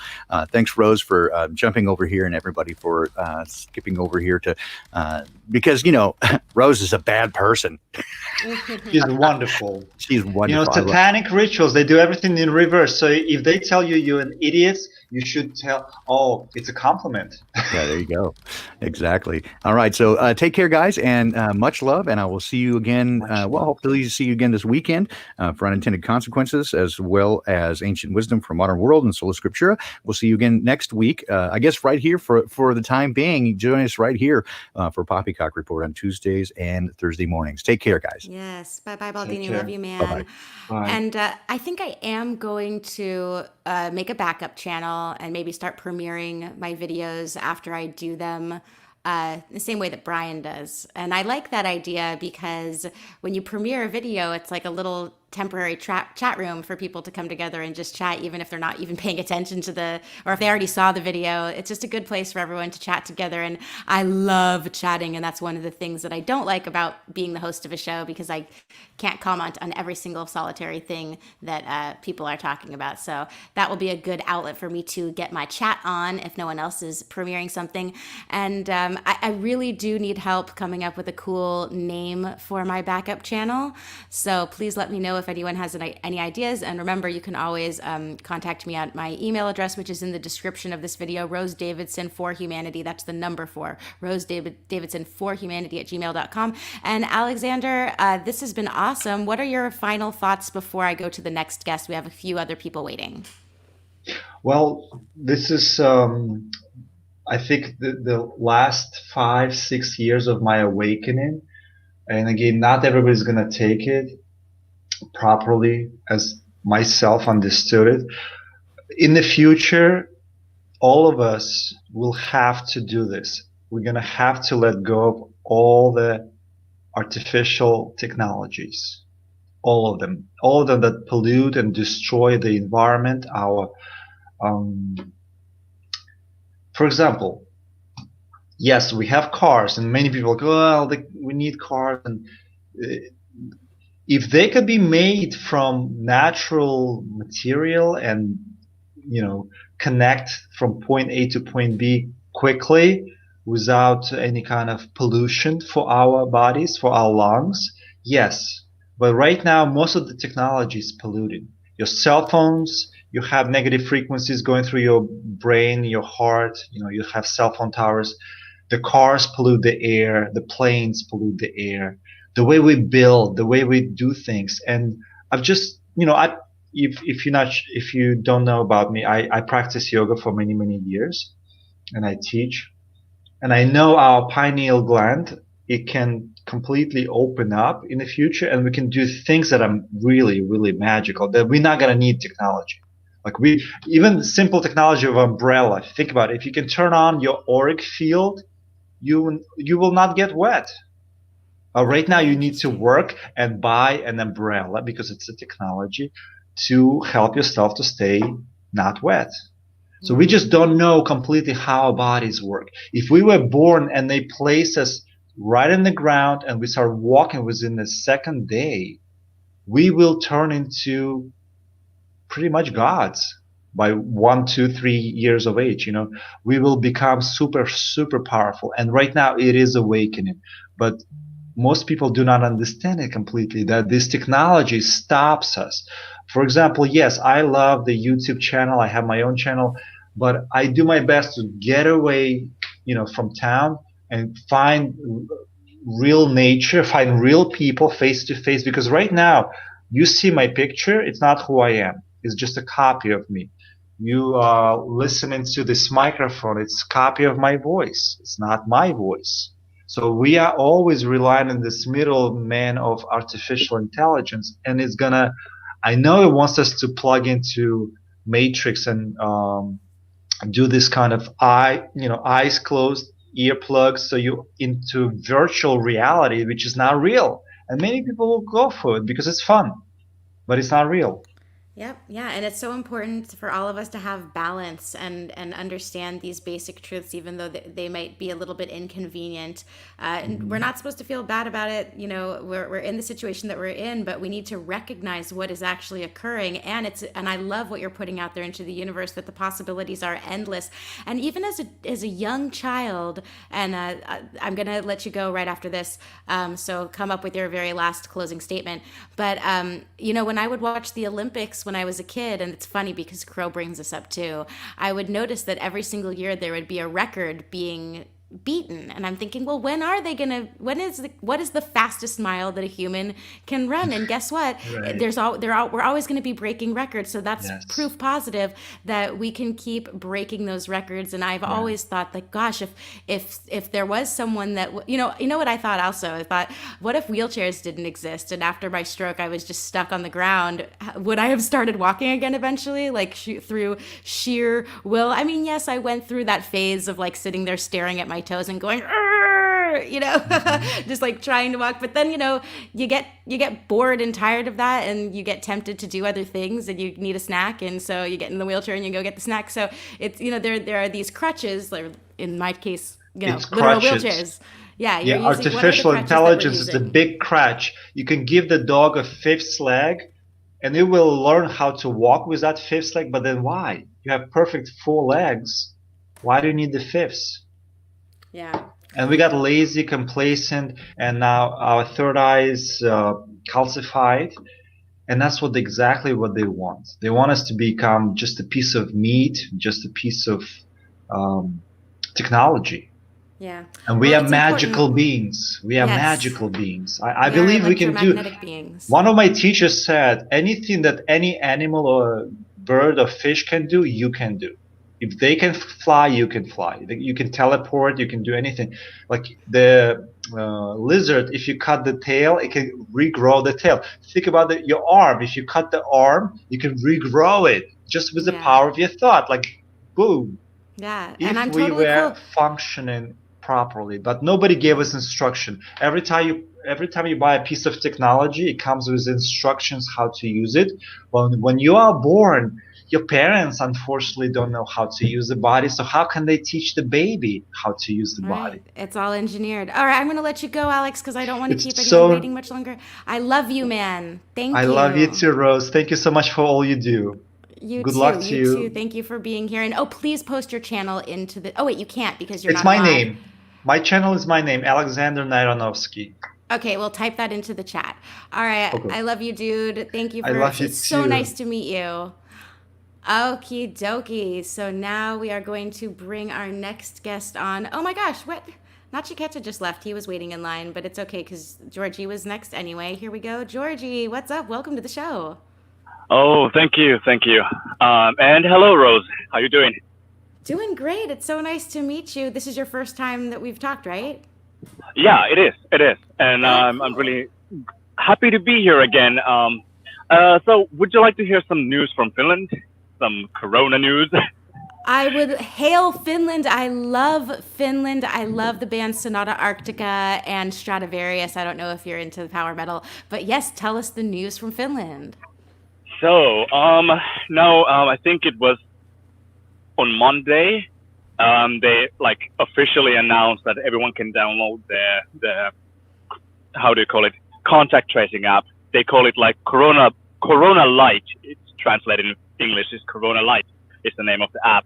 But like in Finland we have like 5.9 million people living here, and already the same morning when they published that it's ready for download. I think they announced that 1 million people already downloaded it. Oh, So, wow. but on a flip side to that is that math, at least here in the city I'm living in, it's the third biggest city in Finland. Not many people are wearing masks, and it has been really interesting to see because in the news they have been prompting people to wear masks, and it's like you have to do it to keep yourself safe, and your grandma keep her safe. But in the city where I'm living at, it seems like majority are not wearing masks, and they're just like trying to live their daily lives just like as normal as possible. But there's like maybe I'd say 8% of the people that I see here walking in the streets wear a mask, and from their faces you can see that they are not comfortable. At least I can say that they are not comfortable. You can see it from their faces. But then again, in the capital in Finland, they are already doing the same things as there. So if you are not wearing a mask, people are going to look at you funny. They might come to you and be like, "Hey, where's your mask?" So I have friends in the capital living in Helsinki, and I've heard that like more and more people are wearing masks, and people are really, really hostile to those who don't wear masks. But I'm really happy it hasn't reached my city yet, but it's coming. It's coming fast. Oh my, I really hope not. I hope that people will stand their ground and not put on that mask, even despite the social pressure. It just boggles my mind that, in one area, if most people aren't wearing masks, what on earth is going on in the minds of the people that are wearing masks? Is it because they had a doctor that tell them that? Is it because they had a spouse that supposedly has like a compromised immune system and that they just feel compelled? Why are they wearing the mask when they can see that in their town, most people around them aren't wearing them and nobody's getting sick? And then alternatively, the hostility in the areas where lots of people are wearing the mask. If the mask is supposedly working, then why do you need another person to wear it? But I suppose we've been experiencing this insanity already with the whole vaccine idea. If the vaccines work, then why do you need another person to be vaccinated? It just does not make sense to me at all. It is bizarre. Yeah, it is, and it's really frustrating because I'm doing a lot of things right now. I have my own company. I work as a subcontractor. Then I have a day job, and then I have my school. So basically, at my day job, they already announced, I think 5 months ago, they already knew that the application, the contact tracing app is going to come. They didn't announce it to the public yet, but I found out about it through a friend of mine who works as a supervisor in a department that had a meeting, and they decided there that the contact tracing app would be pushed to people around this time of the year. So I was actually expecting this. But the cases, I was actually talking with my wife about it because we had one corona death last week, and for like 1.5 months there was no deaths. There were like literally 1 or 2 cases per day, and literally nothing happened. And even though nothing happened, people are so terrified of this ghost coronavirus but at the same time, they go to nightclubs, they go to party. So there's some weird things going on here in Finland. So people are just touching, like basically living their normal lives, but the only difference is that they wear masks sometimes, and they use it improperly. They take it off, put it back, take it off, put it back, and then they have the app. So you can see it's a psychological thing. It like brings them this sense of security to some, and there's the other group that feel like they don't want to stand out from the crowd. So we better put our mask on. We better download the app so no one's gonna be, criticizing us or so. Because I already drew the line, and I have to thank you, Rose, because I remember about a month ago you were talking. I don't remember if you talked with a Sin fan man about it, but you were talking about drawing the line. Like, if you don't train now to say no, how are you going to say no when the vaccine comes? So when I heard you saying that, I realized like that is exactly true. Like, I shouldn't be fooling myself. If I even a little try to rationalize it in my brain, like maybe I can wear the mask, like make a hole in it, or it doesn't matter. I still have complied to this ritual they're literally doing in front of our faces. Yes. So that's why I decided myself that, okay, I'm going to draw the line here. It doesn't matter even if I'm going to lose my job. And I just then have to grow my faith into cojones. So because this people, that's why I'm trying to say this message to others listening who may be on the fence about this topic. But I would say practice now to say no, because the heat is going to go up. If people think this is bad and all the pressure, public pressure, all these things, it's going to get worse later. So if even now people are like, I don't like the pressure. I don't like the feeling. Maybe I'll just put the mask on. I'm so sorry to say, but I feel like these people are going to also take the vaccine. Oh yeah, absolutely. Absolutely. And think about it. If you aren't practicing saying no with the mask right now, it's going to be hard for you to say no when it comes to these critical moments when they're actually going to be trying to get you to do things that are basically evil, and we have to learn that sacred word of saying no is so important. It is. We have to remember that we are human beings. We are divine beings. And we have to know who we are and be comfortable with who we are, and not be bent out of shape over what people are going to think of us. The time is now to do the right thing. I know that it's hard, but doing the right thing is what matters right now, or else the world is just going to keep going to shit. And Exactly. People might say that maybe it's too late. Maybe it's too late for a lot of people to wake up. Maybe there's not enough of us out there. But if that's the case, then we're going to be going into such a terrible direction. I'm not going down without a fight. And that's just who I am. If there's such thing as an afterlife, if there's such thing as a spirit or a soul, I need to do the right thing. That's just, I can't, I want to say live with myself, but if we're talking about the afterlife, I can't afterlife myself doing the wrong thing. I just can't. Exactly. And I would like to remind people about let's say Soviet Union. I've been reading a lot about Soviet Union, what happened there after the Second World War, and how people disappeared in the streets. And they had some quite weird, shady, nasty stuff going on there. But I can imagine people in that era being like, it's too late. We just have to comply. But let's say an example that you're not complying, even if you don't understand it or know it yet, can affect someone else, and even actually save someone's life. We have to sometimes go out of our personal bubble and what happens to me? I cannot risk it, because one action can lead to multiple actions. But if everyone is afraid to take that action, to take that leap, to be an adult, and I don't know what to say. But for me, I'm now learning and I'm practicing to be my own individual person, not a herd, not a part of the herd. So even now I'm walking in the street here in the crowded streets, and I'm talking quite loud about these topics, but I don't care, because wait a second.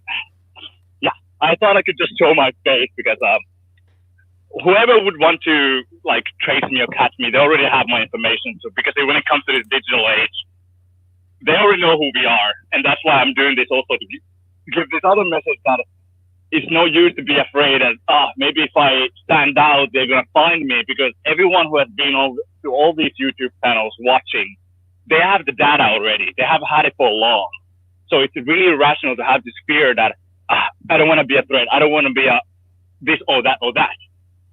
But now it's the time to really grow up and to be an adult and stand against tyranny.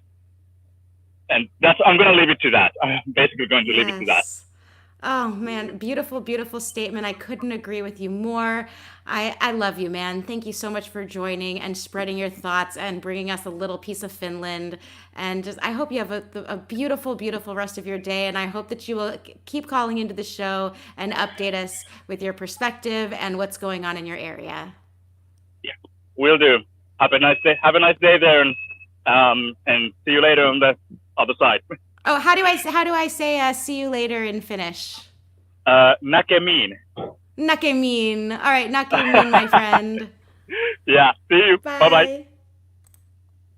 That was awesome. So we got Belarus in the house, and we got Finland in the house, and now let's have a little bit of India. Hello, India. Hello, Korean in India, or Korean who moved to America and then is now in India and had Russian girlfriends. Oh, yes. Hello there, Rose. Good morning. What's up, dude? Not much. I really liked the callers today, man. You guys had some you guys had some awesome callers. Yes, I agree. Diverse. And you're one of them. Yeah, I just wanted to add a couple things, like what Alexander was talking about. I do remember this guy. His name was John Allegro, I think. And he talked about these magic mushrooms being a part of Christmas. And that was really a big mind blower for me when I was starting to wake up to all this stuff, like back 10, 15 years ago. I don't remember exactly when. And he was talking about how, magic mushrooms were incorporated into like Christmas cards. A lot of like these old Christmas cards, they would have magic mushrooms in them. And a lot of that tradition came from Russia, from his research. And I thought that was really interesting because in Russia, they have these shamans, and correct me if I'm wrong from anybody who is of Russian or Slavic backgrounds over there. You guys can chime in on this. And I can't see the chat, of course. I'm over here with you. But like these shamans, which is the Russian word, and they would, during the wintertime, they would be in these kind of like teepee type things, and they would have to go down the chimney in order to get in, right? And take their socks off and hang them by the fireplace to dry them. But also another interesting thing about it is that all these magic mushrooms, this mascaras, they were growing under the pine trees, and the reindeers would go and eat them, and I'm sure they would be flying after they consumed some. So I thought there were some interesting correlations there. Very interesting. Thank you so much for sharing that. I love it. And I actually did not know about the whole growing under the Christmas tree thing. It's amazing how much we don't know about the origins of the traditions that shape and mold the minds of children. And when you think about it, the aspects of these traditions that are shaping the minds have nothing to do with real spiritual concepts or elements of reality. It's all hypermaterialism and so gross. Well, yeah, and it's understandable because you're born into this world and you're programmed in a certain way, and people are taught to go chase after things and never really think about for what or why we should be doing anything at all. Just you're programmed and you just follow, and a lot of the people, they're just kind of continuing on with that programming. And I agree with the last caller who was talking about we gotta stand up for ourselves. We gotta stand up, and maybe there's just a few of us. It doesn't matter. It's about every individual harnessing that attitude and coming to these channels and understanding what the battle is about. Really, it's the spiritual battle in the end, but it's also a physical battle as well. I mean, we have to go out and talk to people, and whomever I meet, I talk to them about what I know about what's going on. And there are varying strategies on how to do that. Some people, if they're really kind of programmed, you got to kind of be gentle with them. And other people who are a little bit more aware, then you can be a little bit more hardcore with your, disseminating of the information. So, Yeah. Sorry to change the subject, but you no problem. really you blew my mind the other night when we were talking on Skype. When I was talking about the ethical dilemma I was having with Kelsey trying to Oh, make yes. money off of the idiots in her area because everyone loves her jewelry. They love Hmm. Kelsey's jewelry. She is so talented, and she has a special talent for finding. I think they're called sunrise shells on Kauai. Look it up. Look up sunrise shells, and you'll be amazed. It's the most beautiful rainbow-looking kind of shell. She makes jewelry with these beautiful shells and gems that she has. And now, also, you might want to try googling mask chains. They're these jeweled chains that you hang from your mask. It kind of reminds me, you know how sometimes people will like hook up a chain from their earring to their nose ring? It's like that kind Yeah, of idea. And so that's I Indian. was like, oh, and people are like, oh, I'll pay any price for your mask jewelry. So Kelsey's making mask jewelry, and it kills me. I'm like, Kelsey, I would rather you just tell them not to wear the mask. But in her logic is, you know what, they're going to be wearing the mask anyway. And also, she has these clients, and they're stuck in her hair salon listening to her, and she talks about truth. She talks about COVID being a hoax, and she talks about flat Earth. So, I mean, while someone's getting their haircut, they're not going to get half of a haircut, so they end up hearing her whole spiel, which is awesome. So, I mean, and then Nachiketa, why don't you tell everybody what you told me, and it really hit home for me because I'm a vegetarian too. Well, I mean, we're all contributing to the system, and we are essentially voting with our money. That's the real vote for everything, in my opinion. And me being a vegetarian, of course, I will support anyone who is thinking along those lines. But at the same time, my family members, my friends, they also consume meat to a varying degrees, whatever, what I mean? And I cannot always fight with them and try to guilt trip them into thinking that, eating meat is wrong and such. I mean, if that's where they are, that's where they are. That's fine. And so I just feel like, we gotta pick our battles a little bit. And I think the main thing is just, humane treatment of animals. At least we should first get away from the factory farming and treat animals a little bit better, and then get to that point of being a vegetarian slash vegan, whatever. And in the same concept, in the same way, there are going to be people who are going to wear masks, like no matter what we say, and they're going to be a majority of them, and there's going to be a demand for these jeweled masks that your friend is making. And she might as well cash in on it. I mean, it's your friend, and she knows that they're going to be spending money. And I wouldn't say it's 100% kosher. I mean, it's kind of being like a butcher who is a vegetarian. Like I Yeah. would be like, like I'll be like, well, yeah, but they're like, no, no, no, it's the people, they're buying it. There's nothing I can do. I mean, it's a it's it's a hard line, because when there's no work and no money and people get very desperate about stuff, I mean, they're going to be willing to go, uh, you know, um, they're willing to do a lot of things to get that money. And so if it's going to help your pocket a little bit, then so be it. I don't know. Yeah, those are That's such kind of what interesting yeah. ideas. It's a reminder to me because it reminds me of how we got to this point. I mean, up until this point, things were not okay. It's not like things were perfect and then all of a sudden, boom, what got crazy. This was a creeping. Uh, I mean, I don't want to tell people what to eat or what to do. It's not about that. But the point is that there are things that go on in the world that we've all been trying to stop. We all have our own ideas, and we want to spread truth, and we want to make the world a better place, and we're never going to make everyone understand things the way that we understand them.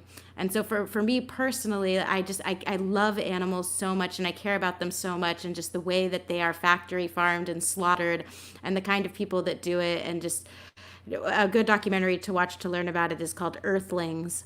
I stopped preaching about vegetarianism because I knew that it wasn't going to work, because it's something that you have to feel in your heart if you don't want to contribute to the pain of animals.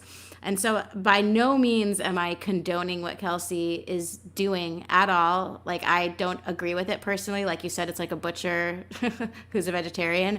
But what you reminded me of is that, like, this isn't a new concept where the majority of people are doing things that I don't agree with. You know, it's just a reminder to me that I need to be who I am. I know what's right for me, and I'm going to do that, and I'm going to try not to, like, be mean to Kelsey. It was her birthday yesterday, and I was like, darn you, Kelsey, with your mask jewelry. But yeah, I need to be, I'm just trying to see things from a larger perspective. So thank you for offering that perspective, Nachiketa. Well, no problem. I mean, I think how we all got here is we are all contributing to all that is going on. I mean, you can call it karma or collective consciousness. It doesn't matter what. We're all responsible for it. Every single one of us in the world, and it doesn't matter by hook or by crook that they have manipulated the situation to be where we are.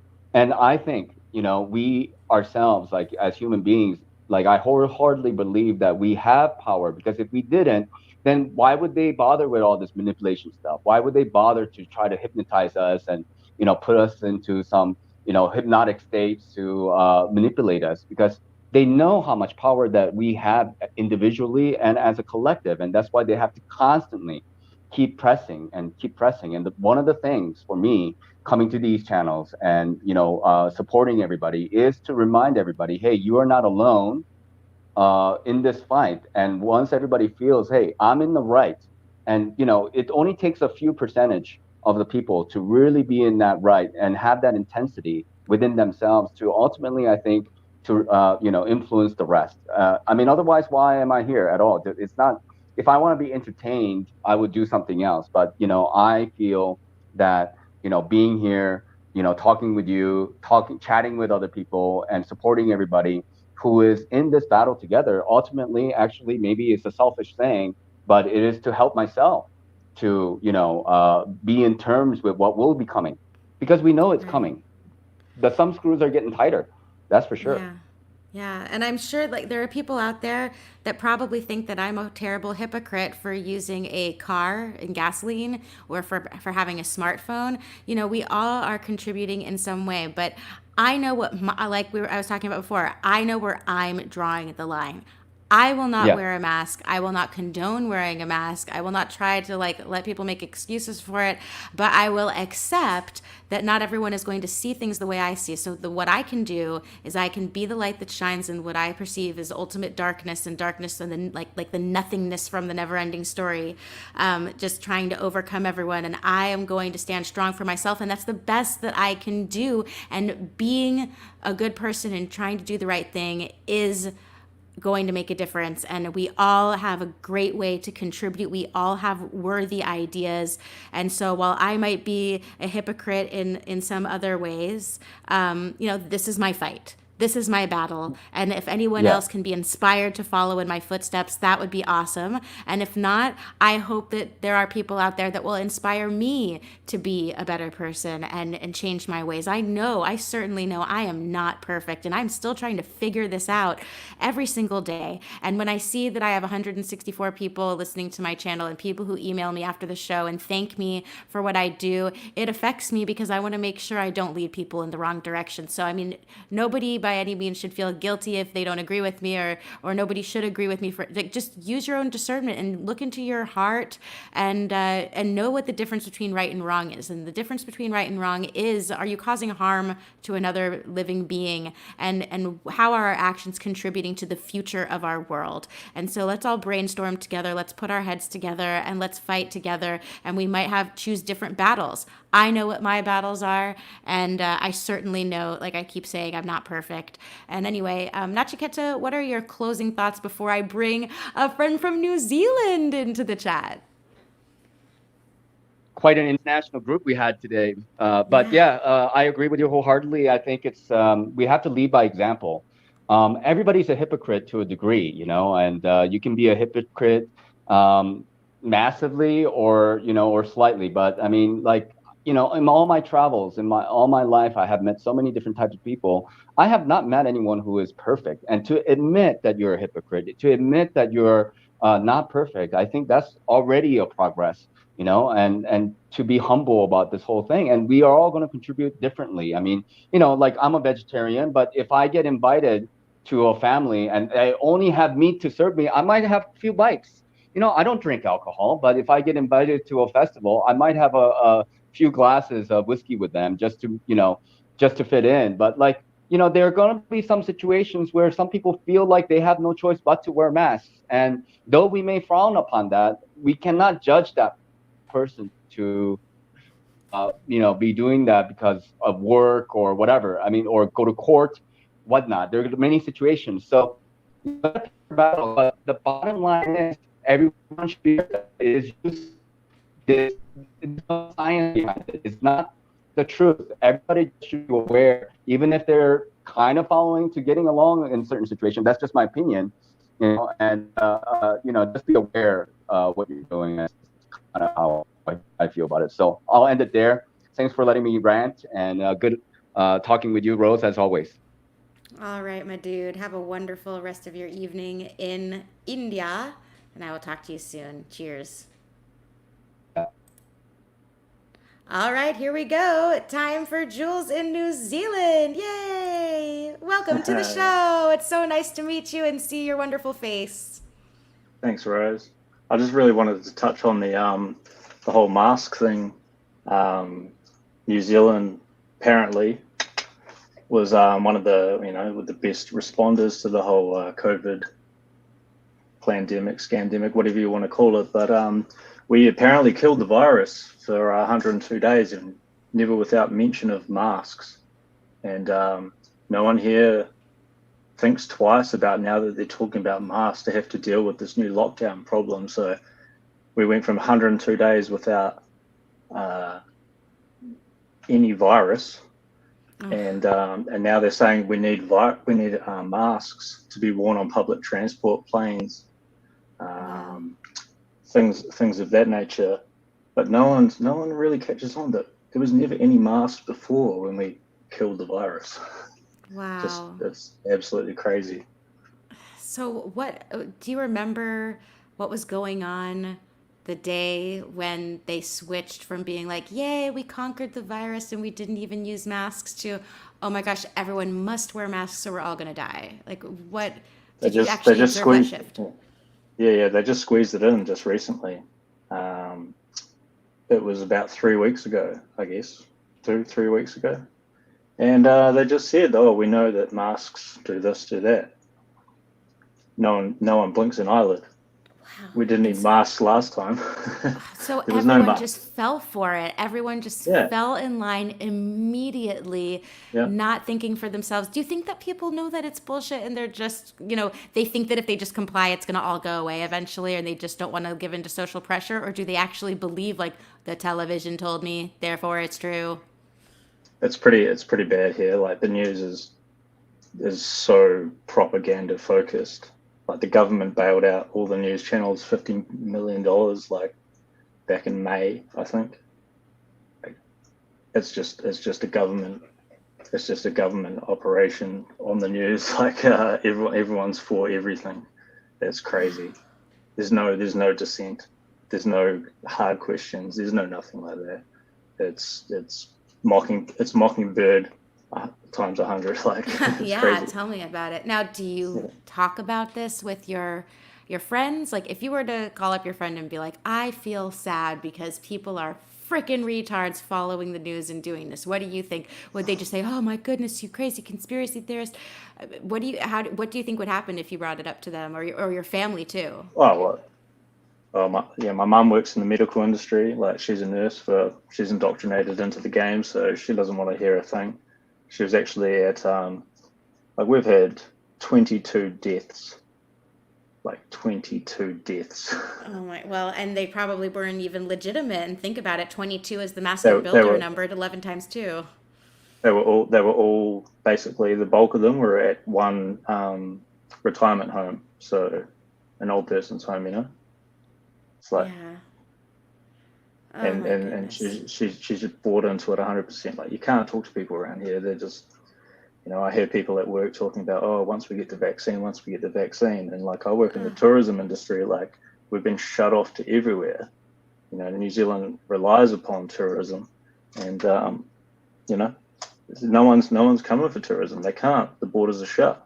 So like, they're just happily losing their jobs, taking it with a pinch of salt, and the government's handing out, money here, money there. Middle class going out of business. It's So what do crazy. you? So how has your life personally changed? Like what have you been doing on a day-to-day basis? Did you lose your job, or are you working from home, or what have you been doing to try and keep your spirits up through all of this? I'm in the tourism industry, and like, I'm in a good position as far as where I am, but the people under me are not. Right. So yeah, like, we've had to restructure. People are no longer with us and whatnot. But domestically, it's things started ramping up, and obviously, New Zealand's a nice place. People want to travel around, but then they came back with this latest lockdown over 4 cases that appeared out of nowhere, and they're attributing it. They can't work it out. Obviously, they can't find out where it came from, because obviously it's internal, where such a virus or where such a flu comes from. So they're saying, oh, we don't know, but we think it came from a courier. We think it came from a like a cold store operator in Melbourne. So it must be that, it must be that. It can't be that it's reindeer or anything like that. That's stupid. Like, none Wow, of so that's they're blaming taken it on into account. Australia. So Well, maybe that's part of the guilt tripping of Australia for their lockdown nonsense, and trying to get them to be guilt tripped into wearing the mask and staying inside because, oh, we screwed over New Zealand. Maybe that's part of the social engineering as well. It runs pretty deep, the craziness. Like, I don't watch the news here. I put it on the other day, and I have to watch it for work. The Prime Minister's like updates, and it's just so ridiculous. Like, just puff pieces in the news. It's like everything's just a paid advertisement. Yeah, it's pretty crazy. Yeah, it's It's pretty crazy. damn So you crazy. weren't watching television before, and now because of this, you're watching television again, right? Or you were always watching it No, because of no, work? no, no. I haven't watched TV for quite some time, but for work, I have to catch the updates of what they're Right, coming I out with gotcha. the new crazy ideas and whatnot. It's so Um, weird. Like when I went to Santa Barbara the last time and the family's hanging out together. Oh, Lindsay, come upstairs and let's hang out. And then I go up there and everyone's just like, oh, what should we watch? And they're just sitting on the couch and turning on the television and going through the channels. And I just can't believe how much I have changed in my perception of people just simply sitting on the couch and turning on the TV. It used to seem like a normal thing to do, but now it's just bizarre to me that you would waste your it's weird. time in front of that screen. And of course, maybe there's people out there that can be like, well, you're wasting your time in front of a computer screen.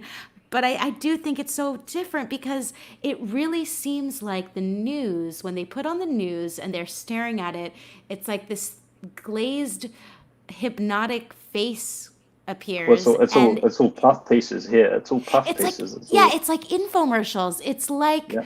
constant, it's like the news is a constant commercial. Because when you see a commercial, you just kind of imagine people sitting in the boardroom and having a meeting about exactly what to say and what to do and the Yeah. lighting and everything in order to convince people to believe and convince people to buy the product. And that is exactly what the news seems like now. Now, I mean, maybe we can go back and look at the news from the 80s, primarily probably before the Baby Jessica story, because that's where we draw the line in the sand for where the 24-hour news cycle started. But I mean, at some point, maybe they were good at faking like they were talking about real occurrences and giving people information that was useful.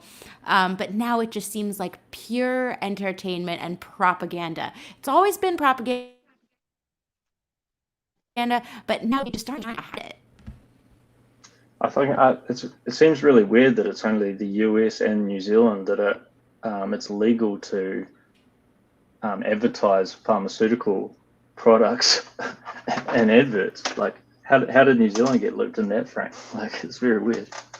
Yeah. There's lots of I think Of all places. in the Netherlands, there's a bunch of places. I think where there's only two. illegal. There's only two places where it's legal, and that's the States and here. I see. Okay. So that's weird. Yeah. So I bet very everyone weird. else in other locations. I wonder why that would be. What is it about New Zealand that we're allowed to advertise pharmaceuticals? And also, I think lawyers too. Here in Louisiana, I think it's funny because there are so many billboards of these. There's like a couple of guys that have monopolized the I guess quote unquote Better Call Saul idea, if you're aware of that spin-off show from Breaking Bad. And so, I mean, we always play this game where we could be like, oh, it's only been, oh, wow, we went a whole entire mile without seeing a billboard for this dude and that dude and the other thing. But so lawyers, pharmaceuticals, and what other things do we advertise that it makes no sense to advertise? It's just crazy. I don't know. I think there's something to do with, I think, the what went down here like a year plus ago to disarm people. Australia went down quite some time ago to disarm them, and that's what the States probably has going for itself, that the population hasn't been massively disarmed, and they're scared of the population. But here, it's pretty hard to get a weapon, it's pretty hard to get ammunition. It's pretty hard in Australia. Like they got everything taken away from them. So I constantly hear things about beta testing grounds and whatnot, and it makes a lot of sense. I don't know. It's pretty interesting. Really some of these policies are pretty very agendaist. Yeah. in the UN sense. Well, my friend, thank you so much for joining. I'm going to move on to our last guest of the day. Yep. We're coming up on 2 hours, and I need to go soon in a few minutes. Yep. So what would your closing thought be? James True's stream is starting, so I've got to jump on that. Exactly, yeah. I don't like streaming while other people are streaming. I like to support all the other great channels. And I hope you have a beautiful, beautiful day. It's 3 a.m. here, and I've got a day off work tomorrow, so I'm making the best of it. All right, thanks, awesome. Bye, dude. Thank you so much for calling in. Love you, man. All right, Allison, you've got a few minutes with me. What is up? Welcome to the show. Can you hear me okay? Oh, yes, absolutely. While you were waiting, I saw that you had a tuning fork. You're the first American in America to join us on the show, and like I said, I'm just going to give you a few minutes and then I want to go. That's cool. Oh no, we can skip on to James, which is fine, but here I am. Hello. Wow. Backwards and everything.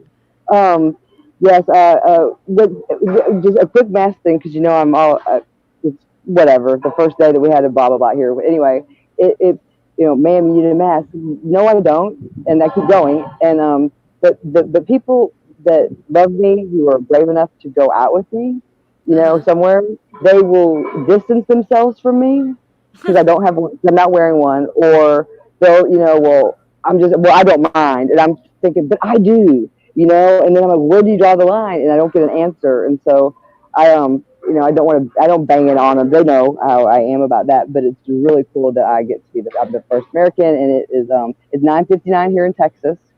Did you get a lot of weather from the hurricane?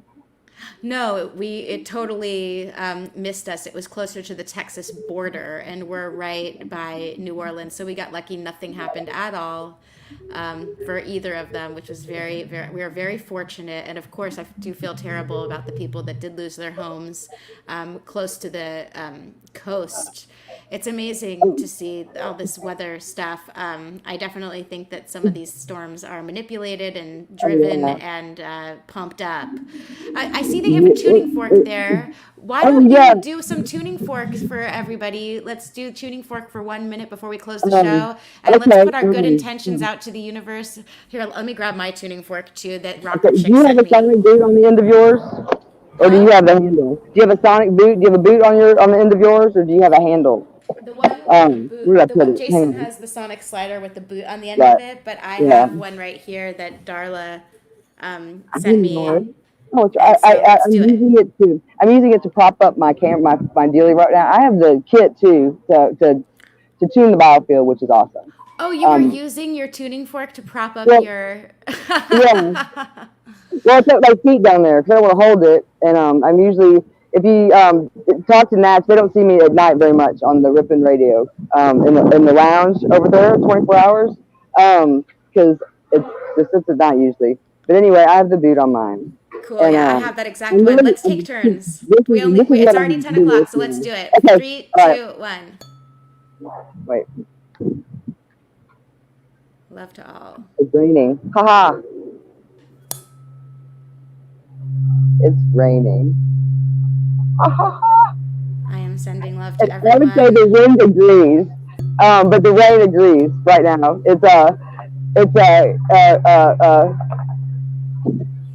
It's coming down. I gotta All go. right, Allison, have a beautiful, beautiful day. Thank you, girlfriend. All right, that was awesome. All right, so I'm just going to send you off with some love from my heart. I'm putting out my good intentions and hoping that maybe it's possible, maybe, just maybe it's possible that you guys will feel my positive intentions and maybe I can give you some healing vibes to anyone out there who might not be feeling well.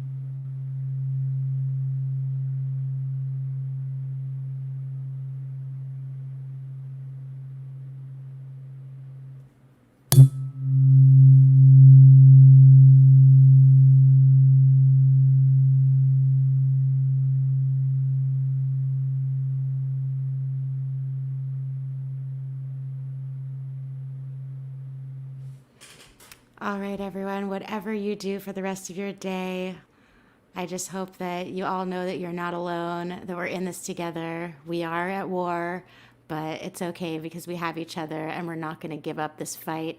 And yeah, I hope you all have a great day. And also remember that Code 777 Radio just released an amazing episode with Kurt Kallenbach that I encourage you to check out. There it is, man. Cheers.